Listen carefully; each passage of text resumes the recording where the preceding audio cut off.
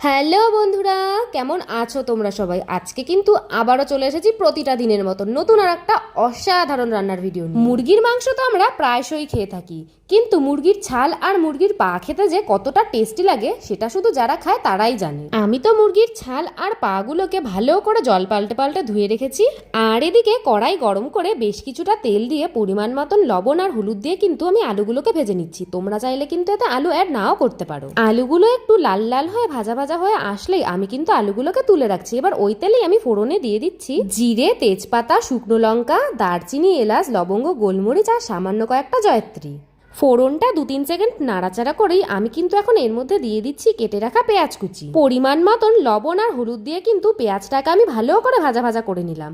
আর এখন আমি এর মধ্যে অ্যাড করে দিচ্ছি আগে থেকে করে রাখা আদা বাটা আর রসুন বাটা। পেঁয়াজটা একটু লাল লাল হয়ে আসলেই আমি এখন এর মধ্যে দিয়ে দিচ্ছি কাঁচা লঙ্কা আর টমেটোর পেস্ট। সমস্ত